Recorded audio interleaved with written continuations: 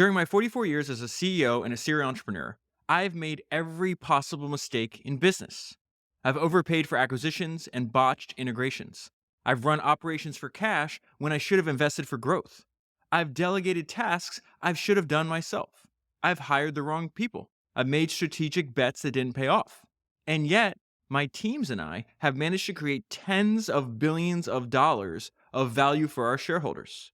This book is about what I've learned from my blunders and how you can replicate our successes. I'm what's called a moneymaker. I've started 5 companies from scratch, 7 if you include 2 spin-offs, and turned them all into billion-dollar or multi-billion-dollar enterprises. My teams and I have completed approximately 500 acquisitions. In total, these ventures have created hundreds of thousands of jobs and raised about $30 billion in outside capital.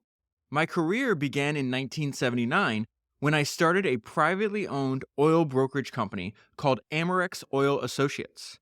I was 23 with just a few $1,000 and no experience. Within 4 years, my partners and I had 4.7 billion in annual brokerage volume with offices worldwide. We sold Amerex in 1983, and I moved from New York to London to start an oil trading company called Hamilton Resources. Hamilton generated about $1 billion a year in revenue, and we made this money through an opportunistic combination of crude oil trading, counter trade, pre-finance, and refinery processing deals. In 1989, so 6 years later, I moved back to the United States and entered a new sector, the rapidly expanding field of solid waste management. I called my new venture United Waste Systems and took it public in 1992. So founded the company in 1989, takes it public in 92, is going to sell it in 97. We became the industry's 5th largest player, and in 1997, we sold United Waste for $2.5 billion. United Waste taught me that I love working with outrageously talented people to deliver outsized returns for shareholders in public stock markets. So he sells United Waste in 1997. That same year, he says, I started a new company, United Rentals, to rent construction equipment for job sites. I took this venture public later that same year with a growth strategy that emphasized acquisitions from the start. Within 13 months, we had built the largest equipment rental company in the world. There's a hilarious story later in the book about a lunch that Brad had with the CEO of his major competitor in that industry. I'll get to it later on in the episode. Within 13 months, we had built the largest equipment rental company in the world. United Rental stock is a 100-bagger. The share price at inception was $3.50, and it now trades at more than 100 times that price. In 2011, I was on to my next big thing, XPO Logistics. XPO was the 7th best performing stock in the Fortune 500 of the last decade. Its main focus was freight transportation, matching truckers with shippers, forwarding freight, and expediting urgent shipments. We built XPO into an integrated global logistics leader. I divided XPO into 3 separate publicly traded companies as a value creation strategy. We spun off GXO, the largest contract logistics provider in the world, and RXO, a freight brokerage platform that runs on technology that we developed in-house. I currently chair all 3 companies, and each business is helmed by a strong CEO. These experiences have allowed me to share thought experiments that can help you learn to think differently, which is an essential prerequisite to accomplishing big things.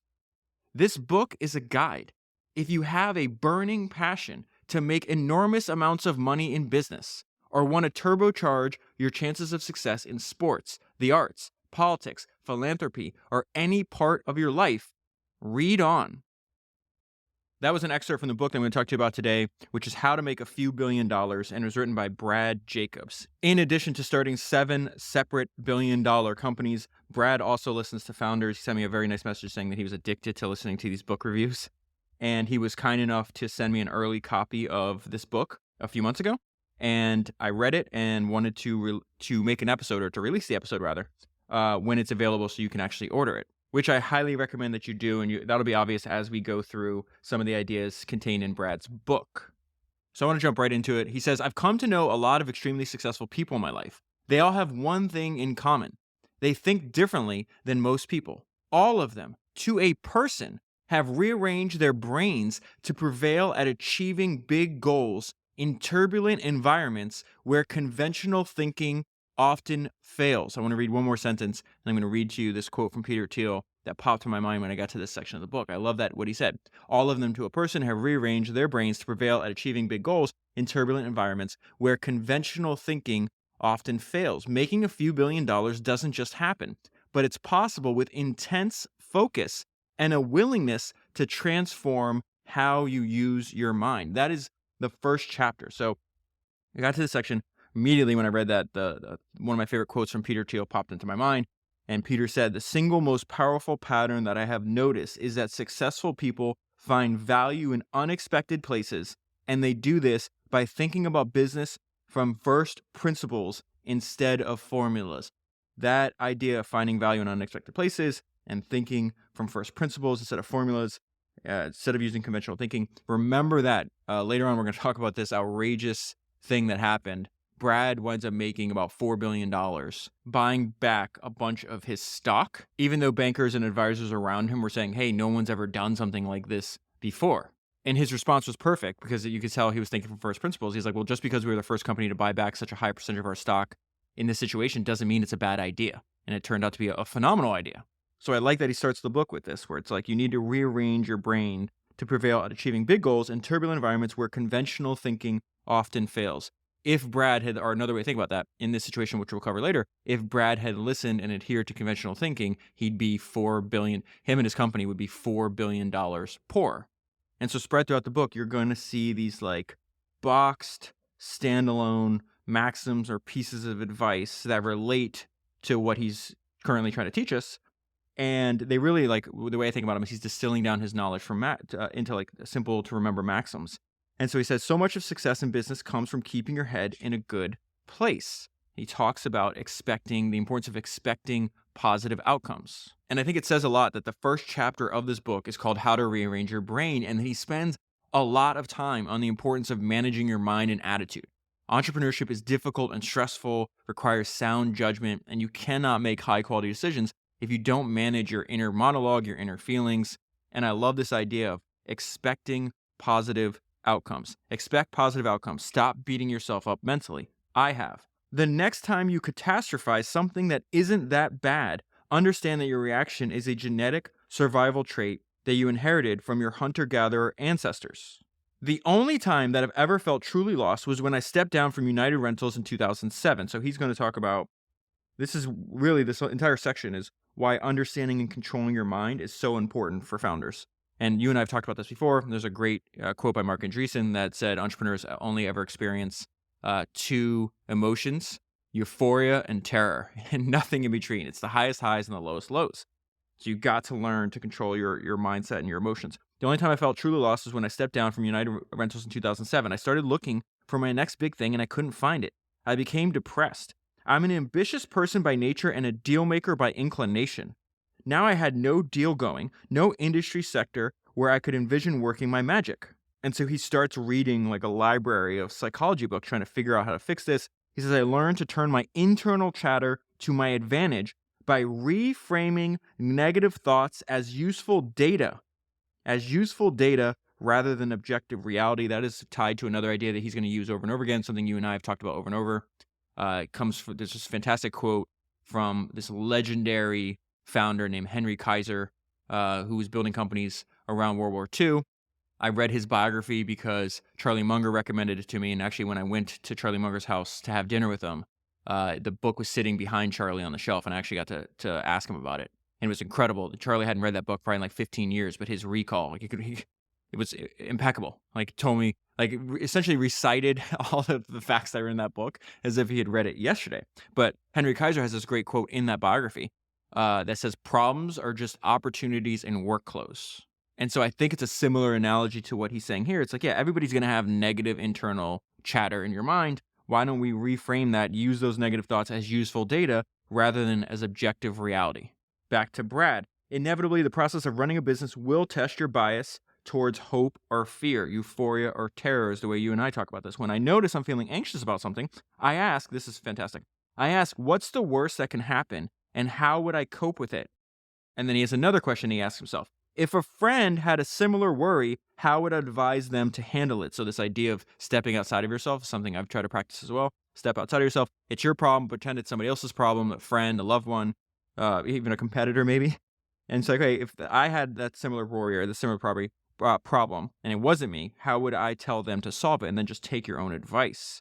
So he's saying putting distance between yourself personally and the source of your anxiety actually helps you think more objectively about positive outcomes. This idea, like, think about it. Yeah, the guy has started 7 separate billion-dollar companies, and the first chapter of the book is all about the importance of managing your mind and attitude.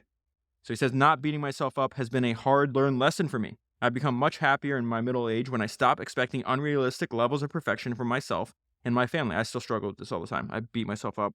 I always say my inner monologue sounds a lot like David Goggins. If you ever heard his audiobook, Can't Hurt Me, that's what mine sounds like. So I'm going to have to take Brad's advice here. I've become much happier in middle age when I stopped expecting unrealistic levels of perfection from myself and my family, my friends, and my coworkers, not to mention customers, vendors, and shareholders. The reality is that when you're trying to make a few $1 billion, your team is likely running in multiple directions at a fast pace, except that some goof-ups are inevitable, and you'll find that it's much easier to maintain your mental equilibrium as you pursue big goals. This goes over several pages. Try to summarize this for myself so I can remember it in the future. Don't beat yourself up. Emotions blur judgment. Keep a positive mental attitude and stay calm. And one way that Brad does all of that is he's a big fan of thought experiments. The reason I think it's a no-brainer to buy the book. But there's a bunch of stuff that I'm not going to cover in the podcast that's in here. That the appendix, I think of this as, what I would do is like I'd read it straight through, and then I'd keep it on a shelf or keep it on your desk, and then use it as a reference. And you'll go back, and there's a bunch of things, like all the chapters are separate things. So like how to run great meetings, how to do a lot of M&A without imploding your company, how to build an outrageously talented team. I really do think this is a fantastic reference that should stay close at hand. And so one of the things he has in this book is a bunch of thought experiments that he uses. So I just want to outline why those things are so important to him. He says Albert Einstein was a consummate daydreamer. And then he preferred the term, it's German, I'm not even going to try to pronounce it, but it's daydreaming, thought experiments. So he says thought experiments are not limited to genius scientists. Gifted artists, composers, mathematicians, all use them for creative work or problem solving. I usually spend about half an hour a day meditating. Much of this time is spent in thought experiments. This produces a profound sense of calmness and is when many of my best decisions materialize. I can't remember if I've already said this, but Brad was kind enough to invite me to the book launch party they had in New York. I flew up to New York just for like 16 hours just to go to the book launch and meet Brad. What was fascinating, and I had this inclination, is like he's just got great energy. He's got great, I hate to say, I have no other way to say it. This is just like a great personal vibe when you're like in person with him. And I talked to people that worked for him. They said the same thing. They like love him. They enjoy like the work environment that he's created. And the best source I know to experience like how Brad is I would listen to the Invest Like the Best episode that Brad did with my friend Patrick. It's episode 352 of Invest Like the Best. And Brad, in that interview, talks a lot about the importance of meditating. He's been meditating, I think, for over 50 years. And as he says right here in the book, he feels it's been a huge benefit to his career because that's where he feels many of his best decisions actually materialize. So let's go to this, what I mentioned earlier, that business is problems. This comes up over and over again, that business is problems and great companies, the way I think about it is great companies are just effective problem-solving machines. And I first heard that idea, or that idea was planted into my mind maybe 7 years ago when I read Danny Meyer, the famous restaurateur, his autobiography. And Brad's going to talk about his most important business mentor and the lesson that he taught Brad when Brad was in his 20s. I've had multiple business mentors over the years, but none have been more important than Ludwig Jesselson. Mr. Jesselson ran the largest commodity trading company in the world. I got to know him in my 20s when his company was a client of my oil brokerage business. Before long, we were having lunch regularly, and he would share bits of business wisdom that have stayed with me ever since. At one memorable lunch, I arrived burdened. Remember, Brad's in his 20s at this point, okay? At one lunch, I arrived burdened with problems that I began to unload on him. Mr. Jesselson listened carefully and waited until I had finished speaking. Then he put down his fork, turned to me, and said, "Look, Brad, if you want to make money in the business world, you need to get used to problems because that's what business is. It's actually about finding problems, embracing and even enjoying them, because each problem is an opportunity to remove an obstacle and get closer to success." I'm going to put this book down, and I'm going to go to where I have my highlights stored from Danny Meyer's book, which is called Setting the Table. It's in, if you have access to Founders Notes, I highly recommend searching for Setting the Table, and then reading all of them. It takes less than 10 minutes, and it gives you a good overview or a reminder of the lessons that Danny Meyer was trying to teach you and I from his book. But he had a very similar experience. I'm pretty sure he was in his 20s at the time as well. He's having dinner with another older, more successful entrepreneur at the time, this guy named Stanley Marcus of the Neiman Marcus family. And it's remarkable. It's very almost dead on with what's happening with Brad when he was in his 20s, when he's talking to Mr. Jesselson. And so Danny Meyer is kind of unloading his problems and his stresses to an older, wiser entrepreneur. He says, "Opening this new restaurant might be the worst mistake I've ever made." Stanley set his martini down, looked me in the eye and said, this is one of my favorite quotes I've ever read in any book. "So you made a mistake. You need to understand something important and listen to me carefully. The road to success is paved with mistakes well handled." His words remain with me through the night. I repeated them over and over to myself, and it led to a turning point in the way I approached business. Stanley's lesson reminded me of something my grandfather, Irving Harris, who was successful entrepreneur as well. Stanley's lesson reminded me of something my grandfather, Irving Harris, had always told me. The definition of business is problems. That's exactly what Mr. Jesselson is telling a young Brad Jacobs. The definition of business is problems. His philosophy came down to a simple fact of business life. Success lies not in the elimination of problems, but in the art of creative, profitable problem solving. That's an excellent line too. Success lies not in the elimination of problems, but in the art of creative, profitable problem solving. The best companies are those that distinguish themselves by solving problems most effectively. The maximum I distilled that down so I could remember myself is that business is problems and great companies are just effective problem solving machines. As we're going to see, we'll continue on this page. They get a lot of the best entrepreneurs, they would get excited. They would get excited when they found businesses or problems in their businesses. And so Brad continues what he learned from this lunch with Mr. Jesselson. "In that moment, I learned something invaluable. Problems are an asset, not something to avoid, but something to run towards. Big ambitions," that's so excellent, "not something to avoid, but something to run towards." You know what? Let me interrupt where I'm at. Because when I got to this part, again, it just popped right to my mind. I wrote down Jeff Bezos, Henry Kaiser. I already told you Henry Kaiser loved problems. He said problems are just opportunities in work clothes. Jeff Bezos, multiple books. In the Everything Store, the first biography of Jeff Bezos written by Brad Stone. There's this interaction between one of Jeff and one of his employees, and he tells him like some bad news, something that like they need to improve on or whatever. And he goes, "I brought him very bad news about our business, and for some reason he got excited." Is that not exactly what Brad Jacobs is saying? Problems are an asset, not something to avoid, but something to run towards. Later on I think this was in one of Jeff Bezos' shareholder letters, but he said that he finds waste very exciting. So he says, "The customer experience path that we've chosen requires us to have an efficient cost structure." This is Jeff Bezos writing, by the way. "The good news for shareholders is that we see much opportunity for improvement in that regard. Everywhere we look, we find what experienced Japanese manufacturers would call muda, translates into waste. What experienced manufacturers would call waste. I find this incredibly energizing. I see it as potential years and years of variable and fixed productivity gains and more efficient, higher velocity, and more flexible capital expenditures." That is from the book Invent and Wander. Highly recommend. I've done, I think, 2 podcasts on that already. It's all Jeff Bezos' shareholder letters, and then transcripts of like his best speeches. But I reference that book all the time. It's exactly what Jeff is talking about there. He's like, "Oh, I get excited. Ooh, this is waste. Good. This is incredibly energizing. It's potential years and years and years of improvements in our business." Very similar to what Brad Jacobs is telling us here. Big ambitions often beget even bigger problems. If your initial reaction to a major setback is overwhelming frustration, that is counterproductive. Instead, do this. Great. This is an opportunity for me to create a lot of value. Is that not the exact same idea that Bezos just told us in his shareholder letters? It's the same thing. It's exactly the same. Great. This is an opportunity for me to create a lot of value. If you can figure out how to solve this problem, if I can figure out how to solve this problem, I'll be much closer to my goal. In the 4 decades since that lunch with Mr. Justin, I've dealt with nearly every problem you can imagine. Challenges with acquisitions, people, tech, branding, you name it. I am not surprised when things don't go perfectly. That's the nature of this universe. The big, gunky problems can be where the best opportunities lie.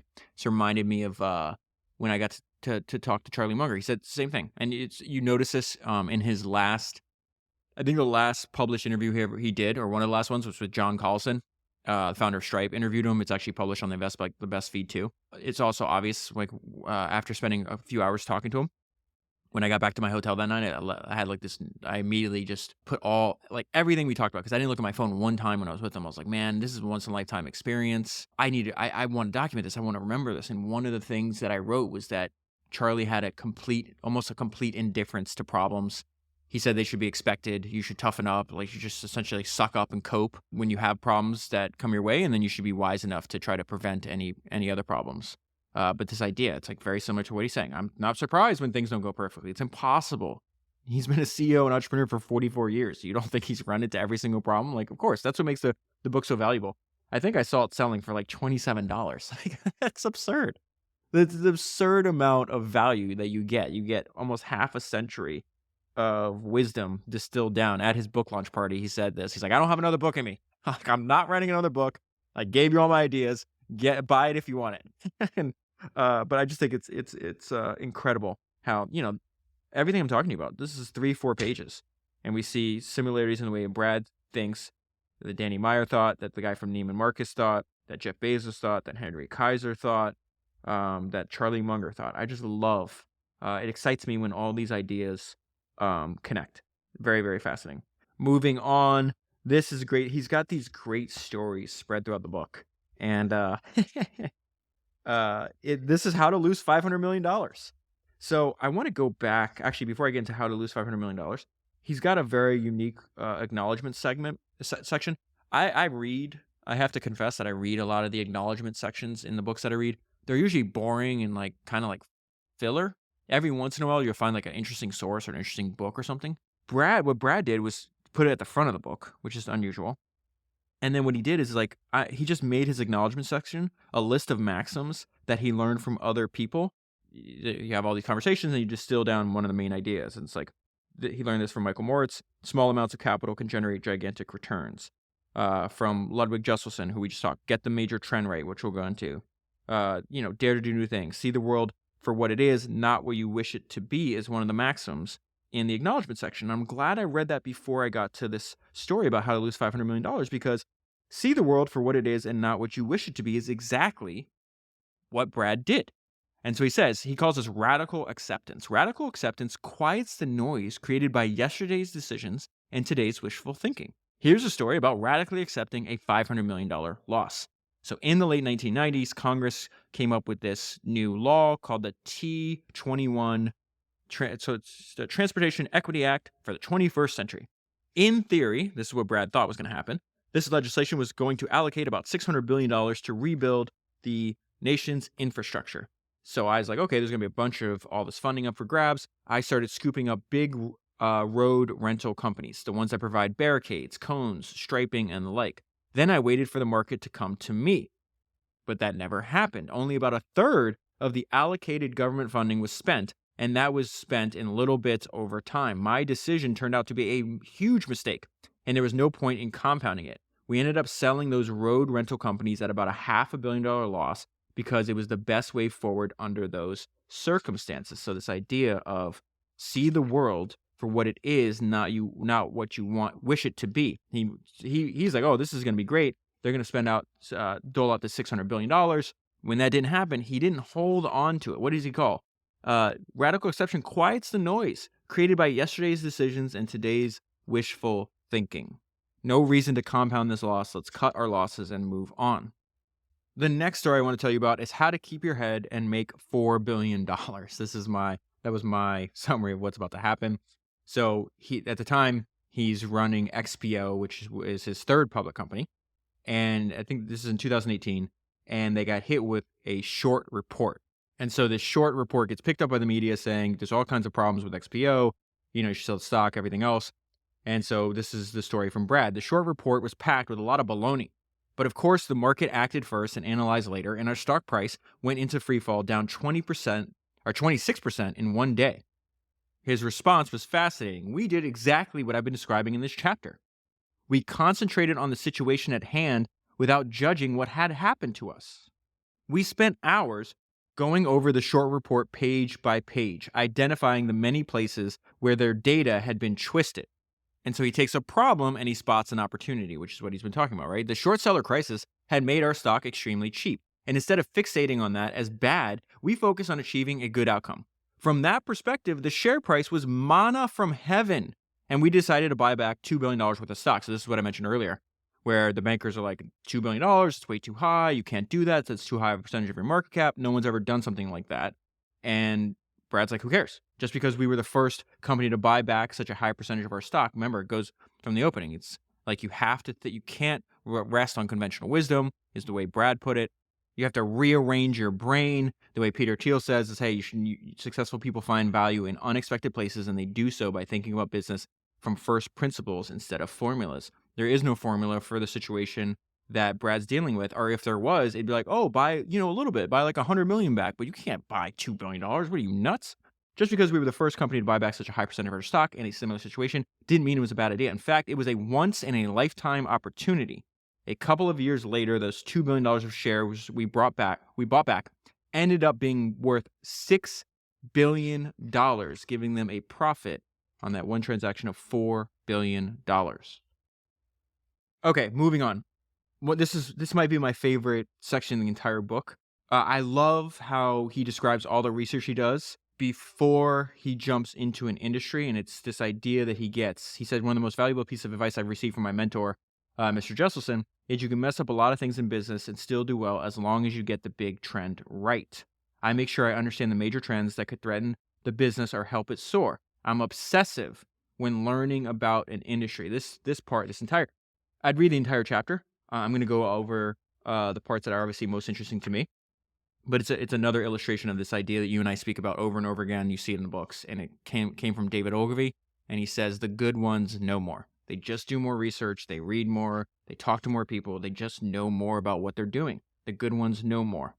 And so his idea is like one of the main themes that the mega trend is that technology is the dominant mega trend in our universe. If you want to make a lot of money in almost any industry, plan to invest heavily in tech. And that idea is as true today as it was a couple hundred years ago. I remember reading Andrew Carnegie's autobiography, many years ago. I don't know, maybe 4 years ago. And he's talking about building businesses in the 1800s.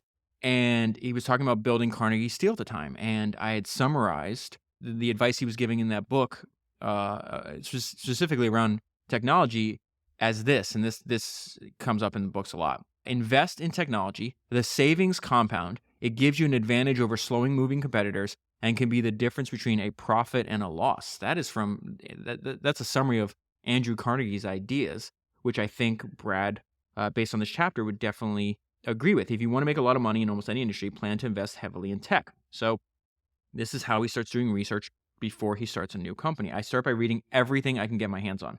Journals, periodicals, newspapers, trade publications, employee reviews, on web-based recruiting sites, you name it. I look at all the websites and social media of the major players and the up-and-comers in the industry.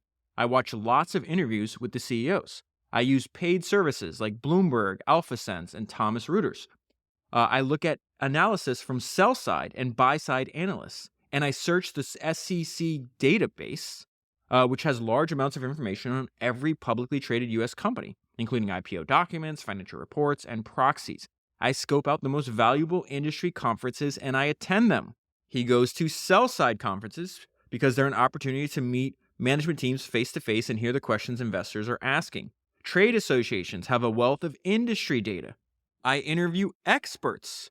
I seek out people who live and breathe the industry that I'm considering. This phase of the research is about getting face to face and listening intently. I love talking to CEOs. In addition to CEOs, I seek out investment bankers who are most active in the industry and who know it deeply. Just look at how much work and how much information is collected, right? It keeps going. So it says, in addition to CEOs, I seek out investment bankers who are most active in the industry and who know it deeply. I also talk to venture capital firms because they spend a lot of time looking at the big trends in different industries. I tap buy-side institutions and successful fund managers who have battle scars from investing in that industry. Industry vendors, keeps going. Industry vendors are also a good source. They have a sense of the trends that could drive changes in the market. And finally, or not finally, there's two more. Shareholder activists often have important insights as well, and I reach out to journalists who know the industry because by nature they're a skeptical bunch, and I want to hear their perspectives. So then what he'll do is he runs through like short descriptions of how to get the major trend right in a bunch of or how he did in a bunch of the businesses that he started. And, this goes over 40 years. What's interesting is the first one. So he talks about Amerex and Hamilton Resources, and it's about like his time in the oil industry. It reminded me of a very important idea that I think that you see applied to a bunch of different industries. This idea that you can identify a market with valuable but hard to get data. And my favorite application of this, because it's just so nuts, was the episode I did on the billionaire art dealer Larry Gagosian, episode 325. If you haven't listened to that episode, it was fascinating because that's exactly what he did. He identified a market with valuable but hard to get data, and then essentially made like a personal treasure map that his entire business rests upon. So that came to mind when I was reading this section. A little bit of luck put me in the oil industry in 1979 when I started my oil brokerage company, Amerex. It was a highly profitable business, and my realization was that a big trend was forming around the need to capture and share information more quickly. Remember, this is 1979, pre-internet.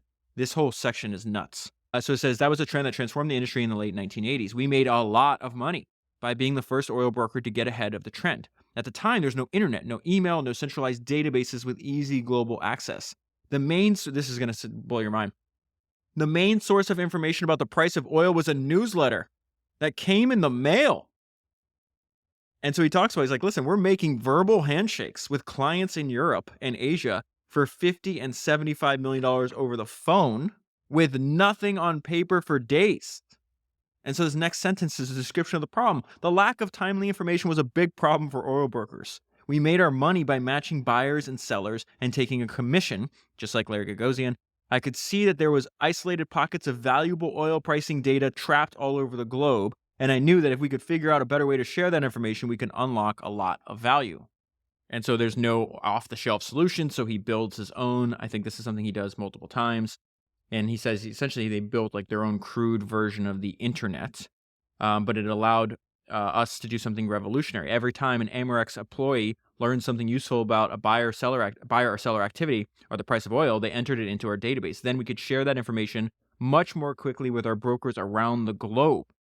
That process took hours, not days, which was close to instantaneous back then in the 70s and 80s. So it takes something that took days, now it takes hours. We had created a way to obtain objective insights into global oil supply and demand and pricing trends. And then here is the trends that he identified when he set up United Waste Systems. The Red Bull episode that I did, episode 333, I think. It's pretty wild that, that business is going to make him, his net worth somewhere between like $20 and $40 billion. He was paying himself before he died somewhere between $500 and $8 million a year. He identified the opportunity from reading a magazine article. And I'm like, hey, the richest guy in Japan, I think was the country, makes these like energy tonics because there was no energy drink market at the time. That's interesting. And that reading the article changed his life forever. Dietrich Mateschitz, I think is how you say his name. But we see Brad Jacobs coming up with an idea too. He's just like, well, the idea from United Waste Systems. This is fascinating. I remember vividly the moment the industry caught my attention. In 1989, I was reading Merrill Lynch research reports in bed on a lazy Sunday morning. I love that. And came across a report written by the top-ranked analyst for environmental services then. The two largest companies in the waste industry at that time were each making about $500 million a year in profit. Remember, that's why I brought up the Red Bull guy. He's like, what? This guy is paying the most. He's making the most money in this entire country, and he sells energy tonics. And then Brad sitting in bed reading research reports, right? And he's like, wait a minute, these guys are making $500 million a year in profit in 1989. And I thought, how hard can it be to have trucks pick up trash, deposit in a safe place, and then send out an invoice? I wanted to know more. And so he identifies the two big trends at the time. Landfill capacity was becoming precious because regulations were pushing small trash dumps out of business. So that's trend number one. Trend number two, integration of hauling and disposal. This created an opportunity for end-to-end consolidation. I looked for a way to capitalize on both trends and found it in tech-based truck routing. So think about the entire oil industry kind of operating blind, waiting for this letter in the mail to tell them the prices.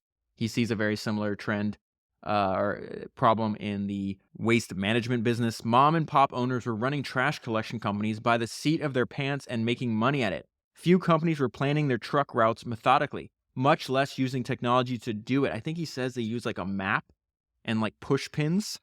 It's like, he's like, this is ridiculous.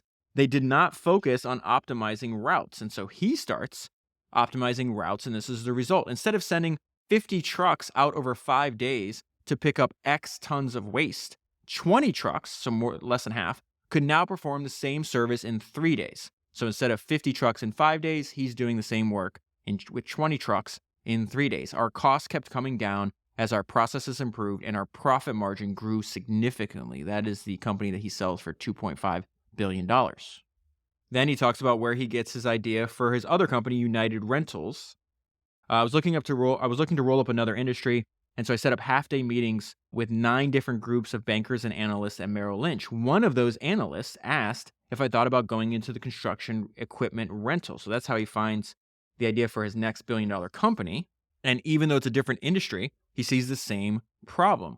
This is the part that I texted to a bunch of friends because I absolutely love.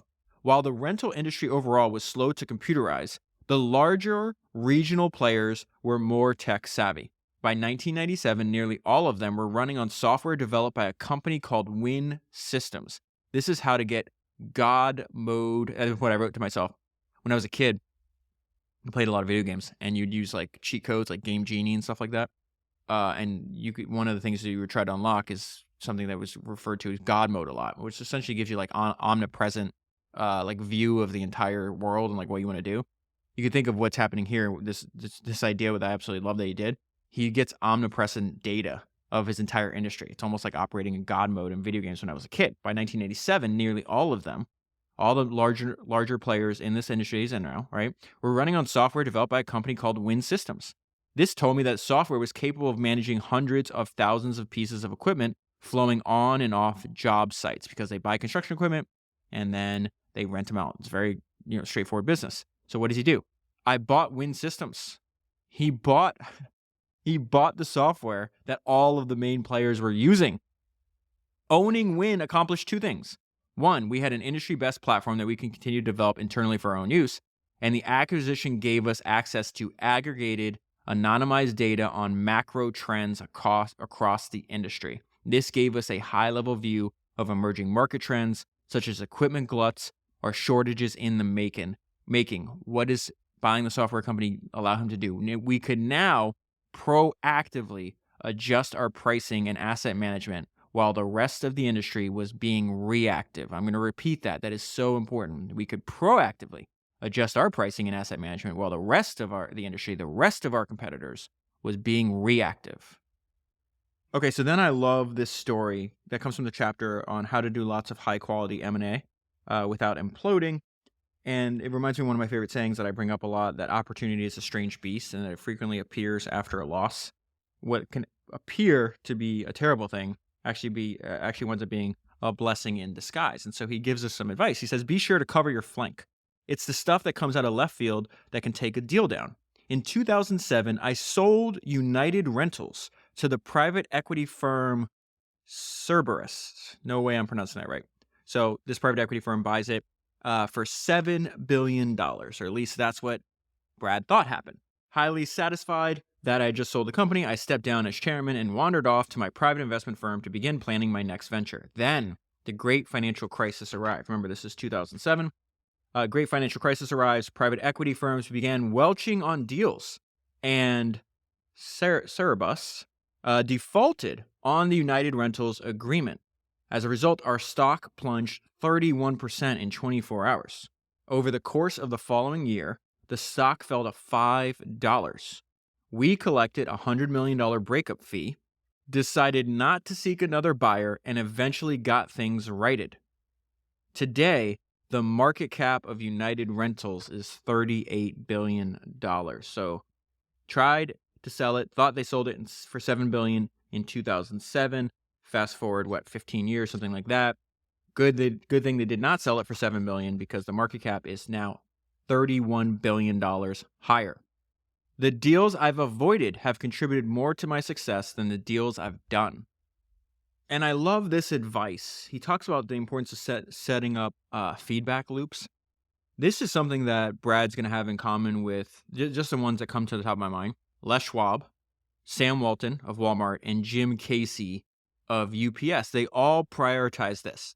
And what is this? It's getting data from frontline employees.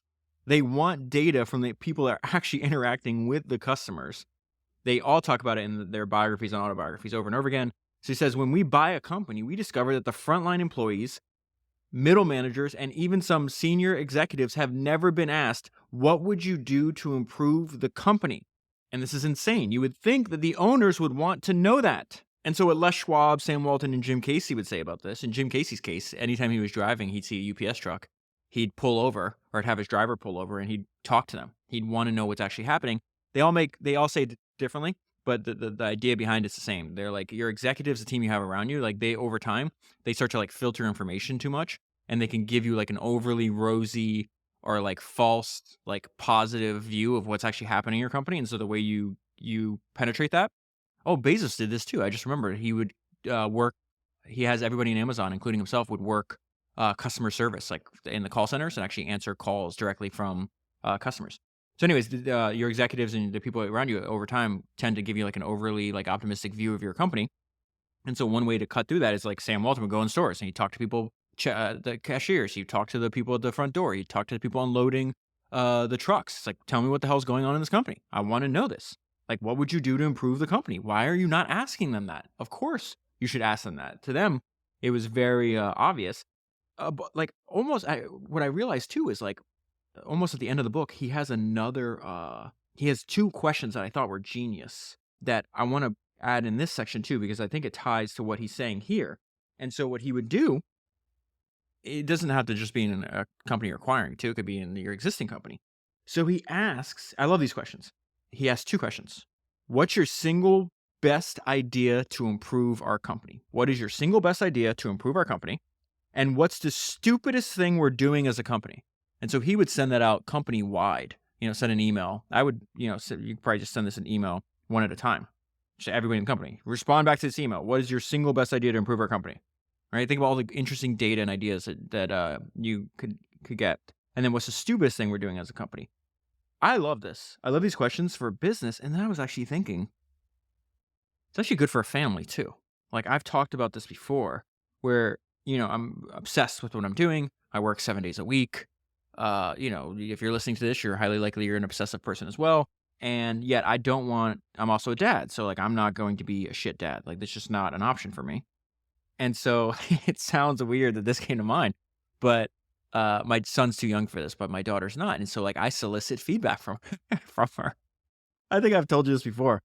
But I would literally go, I'm not like, I was just like, hey, like, how am I doing as a dad? Like, am I like, and I ask questions like this, like, when do I feel, I forgot who told me to do this. Like I asked her, and I'll text her this too, cause she's old enough to text, which is funny. Like, what do I do that makes you feel the most special? Like, what don't you like that I'm doing? Or like just how I'm doing. But this idea is almost basically like, I think it's a good idea in the business, but also the idea is like, what's your single best idea to improve our family is another way to think about that, right? Instead of what's your single best idea to improve our company? What's the stupidest thing that we're doing as a family? What's the stupidest thing that I'm doing as a dad? What's your single best idea to improve what I'm doing as your father? I love the simplicity of it. And I love the idea of like sending it out. Because you could bury, the problem is like what I like about the idea of sending it as like an individual question, right? That just cuts right to the simplicity as opposed to putting it in, maybe like a survey where there's like 10 or 12 other questions in there. I think those questions are so powerful that they're good enough to stand on their own. So I absolutely love that idea. And again, solicit feedback from this is just good intel. Like, why wouldn't you do that? So one thing that pops up over and over again that's really important is it's like, I have so many notes in the book. It's like, damn, this guy's moving fast. And they're like, there's speed. Oh, there's more speed. It just happens over and over again. And so I mentioned this earlier, this hilarious story where his main competitor, the CEO of Hertz, which was the largest, not only did they have the like rental car company, but they're at the time they were the largest equipment rental chain in the country as well. And Brad has this great line here. He's like, yeah, Hertz did this, and they built up a national equipment rental chain to about $1 billion of annual revenue over the course of 37 years. United Rentals did that in 13 months. And so he gets this invitation, come have lunch with the CEO. He's like, oh, maybe he's like trying to buy me out. Like, what's happening? Let me go over there and see what's up. And it was ridiculous. And the note I left myself was a losing strategy. Take your competitor out to lunch and ask him to slow down. And essentially that's what he did. He's like, you made me change one of my taglines. I had the largest car rental company and the largest equipment rental company in the world. And now I've got the largest car rental company and the second largest equipment rental company. I don't want to be second in anything. And he's telling him to slow down. You're making a mess of this industry. You're going too fast. You're going to mess this up. And fast forward several years, and their United Rentals is making like 6 times the amount of money. So that is a losing strategy. Do not take your competitor out to lunch and be like, please slow down. Please be nicer to me. No. Foot on the gas and foot on their neck. I want to go back to the maxims that are in the acknowledgement, because the thing about maxims is they're not hard rules, and you need to know when to break the rules. And so he has this idea that you should lose perfectionism. And so, but there's one domain where you don't want to actually lose perfectionism, and that is in hiring. The most important thing a CEO does is recruit great people. Yes, I made the point that aiming for perfection can be counterproductive. Good is usually good enough. But if you're going to break that rule, you break it for people. Make your hiring choices as perfect as they can be, because there are few mistakes costlier than hiring the wrong person. This is so good. Way to remember this. An empty seat is less damaging than a poor fit. Make your hiring choices as perfect as they can be, because there are few mistakes costlier than hiring the wrong person. An empty seat is less damaging than a poor fit. This entire section is about the difference between super talented people and what they bring to your company. So I love this. I'm going to read. Steve Jobs was asked one time, what talent do you think you consistently brought to Apple? This is his answer. This was his answer, rather. And I'm going to read it to you first because I think it sets up what Brad's trying to teach us right here. He says, I think I've consistently figured out who the really smart people were to hang around with. You must find extraordinary people. The key observation is that in most things in life, the dynamic range between the average quality and best quality is at most 2 to 1. Pick anything. It's going to be basically 2 to 1, right? But in the field that I was interested in, I noticed that the dynamic range between what an average person could accomplish and what the best person could accomplish was 50 or 100 to 1. Given that, you're well advised to go after the cream of the cream. You can build a team that pursues the A-plus players. A small team of A players can run circles around a giant team of B and C players. So then he's going to talk about how to build an outrageously talented team and what he feels is most valuable. Remember, Steve Jobs said, hey, I think one of the best things I did was I figured out who the really smart people were. I hung around them, tried to hire them, and built incredibly outrageously talented teams. Brad says, screening for superior intelligence eliminates 90% of all candidates, so that's the first thing I look for. There's just no substitute for smarts. There's no substitute for brains. The CEO trait most closely correlated with organizational success is a high IQ. Double down on hiring the brightest. When he is interviewing people, he will ask himself, can this person think dialectically? I'm going to define that for us because I love this definition of dialectically. The ability to think dialectically is the ability to view issues from multiple perspectives and to arrive at the most economical and reasonable reconciliation of seemingly contradictory information. That's so important. The ability to view issues from multiple perspectives and to arrive at the most economical and reasonable reconciliation of seemingly contradictory information. Can this person think dialectically? That is, are they capable of thinking from multiple perspectives and reconciling streams of information that seem to flow in different directions? And second question, are they capable of changing their opinion? Rigid thinkers at any level of intelligence are less valuable because they are mired in their own points of view. More advice. You should hire ambitious people who want to accomplish big things and make a lot of money. More advice. It is better to be slightly understaffed. I find that slightly understaffed teams are more focused and spend less time doing redundant, busy work. Brad is big on vibes. I think he calls it the love vibe. And he says, my team and I spend a lot of time together. So it's a big deal that we like one another. An organization is like a party. You only want to invite people who bring the vibe up. And so he talks about, listen, man, I have advice for you. This is how you're going to differentiate between the A, B, and C players on your team. His whole thing is like, you cannot have C players ever. And when you figure out B players, it's inevitable that you're going to have some, but you can't have C players. And his whole point is that if you hire B players, they're likely to hire C players. So you got to be very careful with the B players too. But as the organization scales, you can't have all A players. This is something Steve Jobs said that Pixar, when he had 400 employees, it's the first team of all A players that he ever saw in his life. And he said, at Apple, I think that time had 3,000 people. And he's like, it's impossible to have a company with 3,000 A players. So of course you're gonna have some B players, but you got to be careful because they love hiring C players, and C players suck. This is how you differentiate between A, B, and C players. And he does this in his mind. Again, thought experiment. I imagine this person coming into my office and quitting without warning. Just by imagining this scenario, I can immediately tell from my own inner response whether this person is an A, B, or C player. If my first thought is, I was going to fire this person sooner or later, so it's no big deal, that's a C player. If my reaction is, I don't like this, but I can live with it, the transition period might be a little bumpy, but we'll find somebody else, maybe even somebody better. We are talking about a B player. But if my reaction is an internal dialogue of panic, and it sounds like we're so screwed, how did we get into this situation? There's no way we're going to find somebody as fantastic as this person. That is an A player. And what do you do with A players? You overpay the hell out of them. Because here's the thing. The reason you should overpay them is because the reason you overpay for talent is because it's nearly impossible to overpay for talent. Think about what Steve Jobs said earlier, right? In some fields, the best person is not twice as good. They're 100 times as good.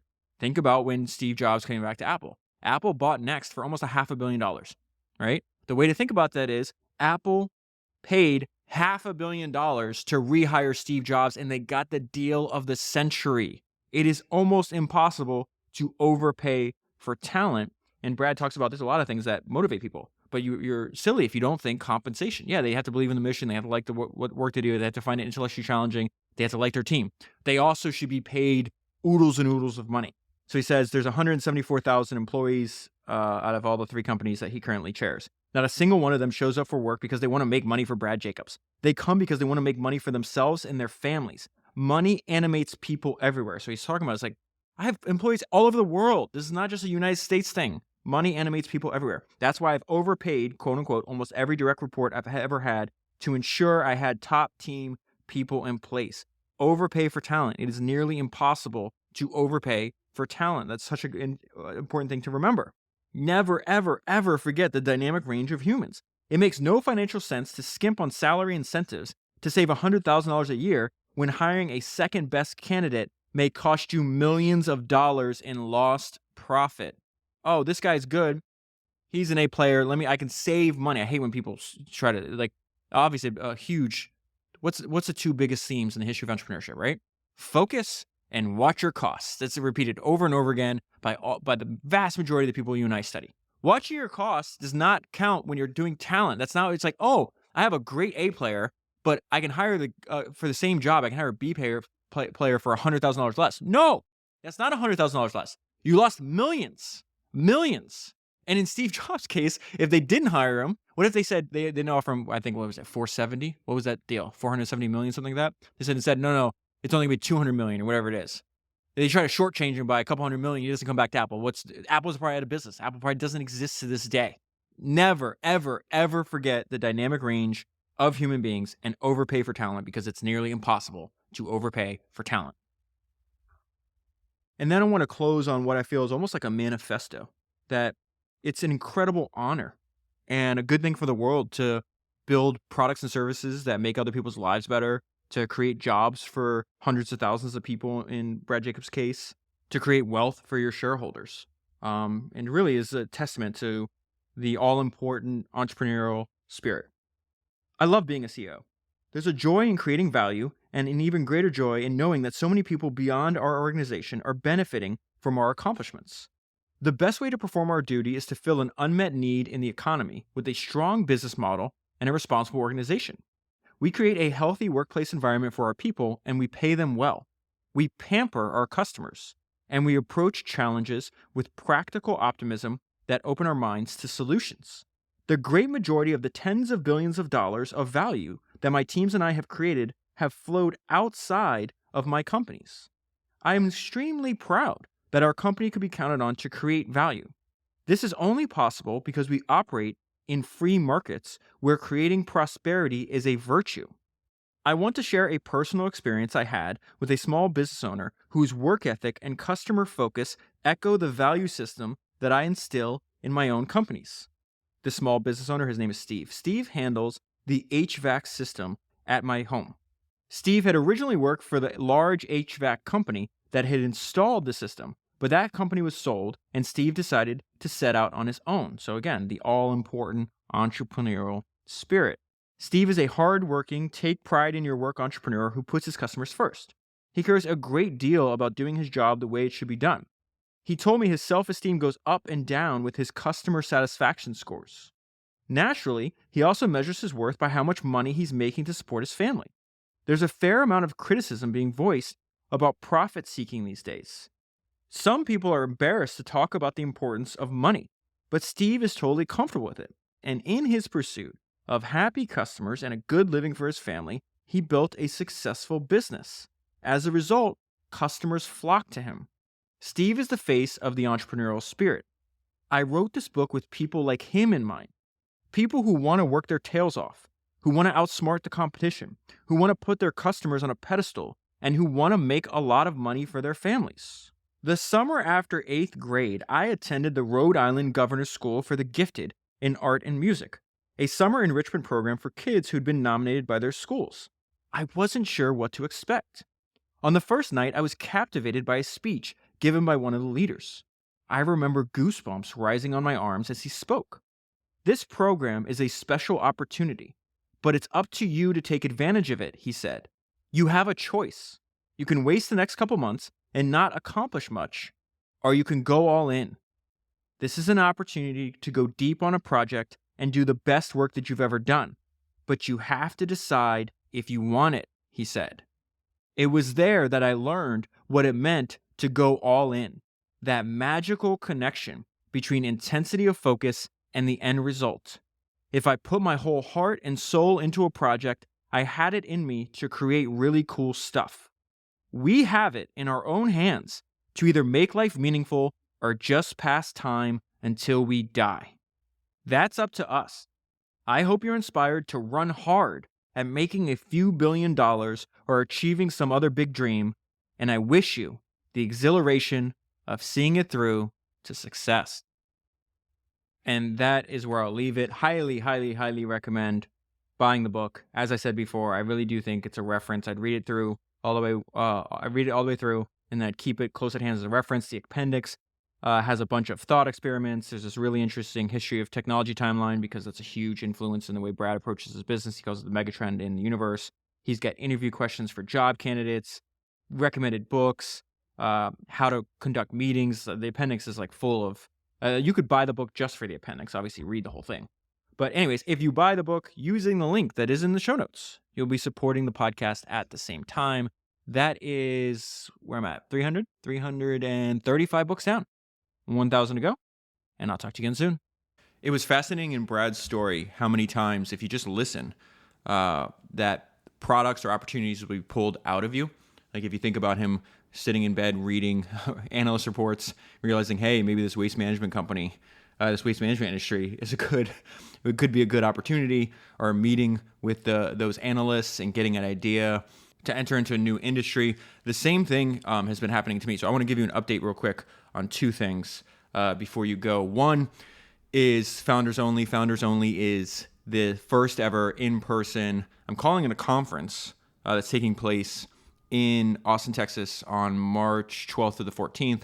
Really is a way for founders to build in-person relationships with other founders. That is the purpose. That is the North Star. That is the mission of the event. It's limited to 150 people. You can apply by going to foundersonly.com. That's founders with an S, foundersonly.com. That link will obviously be in the show notes as well. So if you've already applied and haven't heard back, first of all, there's way more. The reason I started this was saying that if you just listen, you'll find opportunities. Because for years, people have been asking for ways to connect with other founders, especially other founders that listen to founders. And so that product was kind of pulled out of me. And so as a result, the demand has been higher than I anticipated, I guess. And it's taken me a while. Like I just have a lot of applications to go through. So if you have already applied, you don't have to reapply. I'm going through them. I promise you will hear back from me. If you haven't yet applied, even though there's way more applications than there are slots, go and apply if you're interested to come to these in-person events, these in-person conferences, and build relationships. Something that comes up on the podcast over and over again is relationships run the world. A single relationship can be life-changing. Brad Jacobs just talked about the relationship that he built with Mr. Jelselson, and that he had a bunch of business mentors and a bunch of relationships throughout business. Some are obviously going to be more important than others, but one can literally change your life. And so that is what I'm trying to do, because this has happened in my life because of the podcast, because so many founders listen to founders. The network I have, the relationships, the friendships I've built, like the before and after of my life, it's just not comparable at all. And so maybe the most valuable asset I have isn't even something that you can put a price on or that you could buy. And the most valuable asset I have by far is my network. It's the friendships and the relationships that I've built, and they all came from the podcast. And so I'm in a unique position, I feel, to be able to connect other people that have the same interests. So the reason I would say is, even though there's way more people on the list than I can do for the first time, is if you're interested in doing this, go and apply. And then what I'll be able to do is figure out, okay, where does everybody live? Where can I do other events? This gives me the ability to really figure out, how many people want to do this. And then I can immediately put my events team. I have a world-class events team behind me. I'm using the same people that plan Capital Camp. So if you ever go on a Capital Camp, that's a once-a-year event. It's, one of the highest-end investor conferences in the country. There's a massive demand. Usually there's 10x the amount of people that want to go to that than they can actually fit. So they've been doing this for many years. I've gone to it. It's a world-class event. So I was like, I'm going to use these same people. And so that's who's helping me not only do all logistics, the planning, but also helping me go through and really figure out, okay,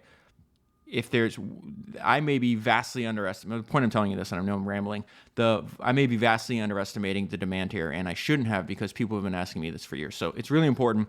The sooner you get in on the list, the sooner you put in your application, the higher priority you have for future events. And you can kind of help me figure out, okay, this is the map, this is where everybody's at, and I'm willing to travel, anywhere. I don't live in Austin. I'm just going to Austin because the venue where I'm hosting the first Founders Only event, I spent a few days there at this other event last year, and I thought it was incredible. I was like, this is perfect. And so I was like, okay, well, at least I've spent a few days here. I liked it. I enjoyed it. It makes perfect sense for what I'm trying to do, what my overall mission is. The first one should just be here.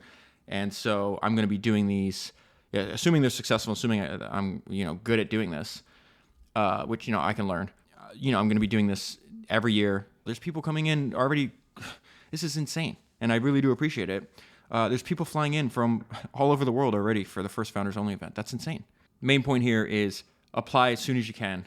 It's helpful for you because you'll have priority for either future events or maybe even this one, and it really helps me understand where I should be doing these in the future. So foundersonly.com, that's the place to do that. Again, I think it's a no-brainer. Relationships around the world, meeting another founder, another person that is interested in the same things that you're doing. These driven A players the relationship between these two people, they produce nonlinear returns. So I think this is something that you should prioritize, and something I'm definitely prioritizing. Not only have I been for the past few years, but definitely even more so moving forward. Okay, so that's that. Foundersonly.com, foundersonly.com. The second thing is foundersnotes.com. Founders with an S, foundersnotes.com. This is another example of how just listening, paying attention to what's going on around you, you're going to find opportunity and ways to serve other people. So people for years, this is the most common request. So like, I want access to all your notes. You're kind of this psychopathically obsessed person sitting in the room documenting the history of entrepreneurship for now 8 years. You have all these ways to tie these ideas together. How the hell did you do that? People think I have a good memory. I promise you I don't. It's because I have what at the time was what I said over and over again is the most valuable app that I've ever paid for, which is Readwise. And all Readwise allowed me to do is like store all of my notes and highlights for all the books I read, right? So I have a history, and I can go back and search them. And what it allows me is like, let's say I have a couple, I think there's 280 books in there right now, and I still have more I have to enter. I can go and search any term, anything that I'm thinking about. So if you sign up for foundersnotes.com, once you sign up, you'll get a welcome email from me, and it explains in detail how I use the product. So use that as a reference. And the second thing, it's going to drop you on this page. And the page, you're going to have a bunch of options. The first one is search highlights in this big box at the top. And that's, very self-explanatory. Anything that you're thinking about, a person, a place, something that you need in your business, hiring, recruiting, talent. We talked a lot about that in the Brad Jacobs episode. In fact, let me give you an example. The highlights from the Brad Jacobs book are already in Founders Notes. They're waiting for you to explore. So search highlights I use all the time. It's in the browser. This is right now it's only available on the web. So just keep the browser open, or keep the tab open in your browser. Eventually it's going to be in an app. You just got to give me some time to work through everything. I'm still testing it, making sure everything's functioning as I want it to function. So we're making improvements all the time. So keep the tab open in your browser, search it for anything that comes to mind, okay? The next thing I do, I think the searching is invaluable to me. I could not make the podcast without it. I use it in conversations with friends or founders when we're trying to figure out problems they may have. And a way to like essentially on demand tap into the collective knowledge of history's greatest entrepreneurs is what I'm trying to do. And it will keep improving. So if you think about it now, if you invest in a subscription today, by next year, there'll be another 50 books in there. There's probably another, 4,000 highlights or something like that. More connections to be made, more notes to be made. So the product improves every single day. You can also just go by books if you tap on books. And then obviously what I would do, I think I mentioned in that episode that you just listened to, it's like, go and find Danny Meyer's book and just read through all the highlights. It takes 10 minutes, 15 minutes, probably less than that. If you're really focused, I just clicked on books, like How to Make a Few $1 Billion is there. My highlights from Oprah. The Bugatti book that is impossible to find. There's 59 highlights there. You could probably read that in 15 minutes and have a good idea and remind yourself of like what was important to the founder of Bugatti, Napoleon, Tiger Woods, Ted Turner, Charlie Munger, Christian Dior, over and over again. So what I would do is when you have extra time and you want to read something, instead of wasting time scrolling social media, go and read the highlights of a book. Now, I think the most valuable feature, and I hate to say this because the search feature is probably most valuable feature.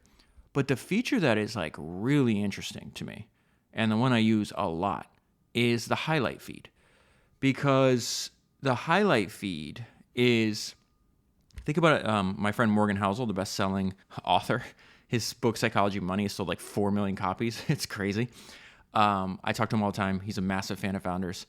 He heard me say this on a podcast one time, that I think the highlight feed is a smart Twitter feed. And so he's like, and he starts using it, and he's like, that's exactly what it is. And so I just clicked on the highlight feed.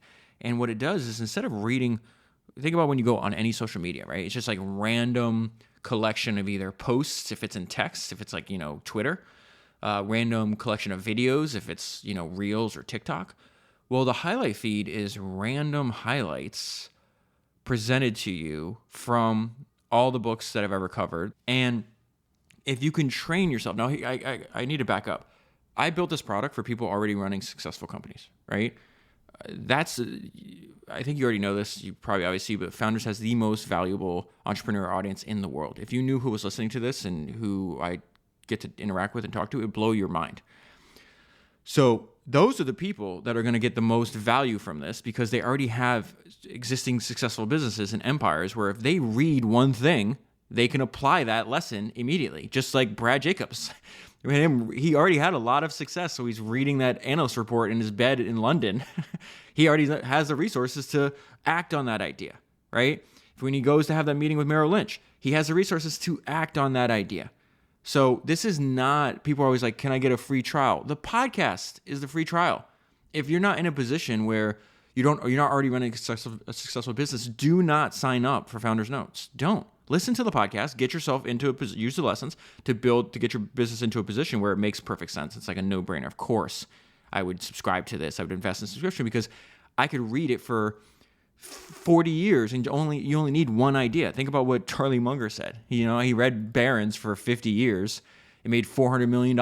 He's like, I found one idea that I can act on in Barron's magazine. He acted on it because he had the resources to do so. He turned that, I think he made $80 million from that one idea that he got in Barron's magazine, and then gave that $80 million to Lee Lu, and Lee Lu, one of his favorite investors, turned that $80 million into $400 million. And it was like, oh, this is, if Charlie Munger's alive, right, and his eyesight was better, he would be using this because it's such a giant, like, of course you would do this. So the highlights feed, and then I'm going to wrap this up because I don't want to belabor this point too much. The highlights feed, I really feel, is magic. And that is why I'm so adamant. Like, we have a bunch of ideas on the product roadmap. The first one we're doing next is the Founders GPT. So you'll be able to like query and use the chat interface. But after that, it's got to be the app, because you can read the highlight feed in the browser. And I'm doing that right now, and I do it all the time because I have this big ass iMac that I like to use. But I also love it on the go. And it's just perfect as an app. Anytime I'm stuck at a light, so I'm waiting for, I'm meeting somebody for lunch and they're running late, or I'm at a doctor's office, whatever. But getting in the habit of just reading the highlights feed, I really think that's like the killer feature here. Because it's just, again, it's almost like History's Greatest Entrepreneurs talking to you, speaking to you. Like, most of these highlights are like tweet sized. So you can read it. Some of them don't apply at all. You're like, okay, move on to the next one. Just like if you're reading any random, anything online. Now, that doesn't apply to me. That's not helpful. Okay, move on. But get in the habit of spending time with this. And then once you do that, you want to be constantly reminded of these lessons, because now you have a way to actually apply them. And so you could take knowledge and turn it into a profit. And so that if that is you, and you're in a position to take knowledge and turn it into a profit, then I would heavily advise you to invest in a subscription to Founders Notes. And you can do that at foundersnotes.com. I've already been speaking a ton. I got to go read and work on the next episode. The next episode, I'll give you a sneak peek. So this episode was how to make a few $1 billion.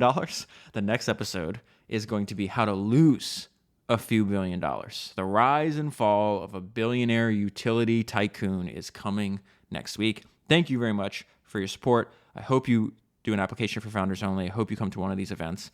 And I hope, assuming you're in the right position, I hope you invest in a subscription to foundersnotes.com. I will talk to you again soon.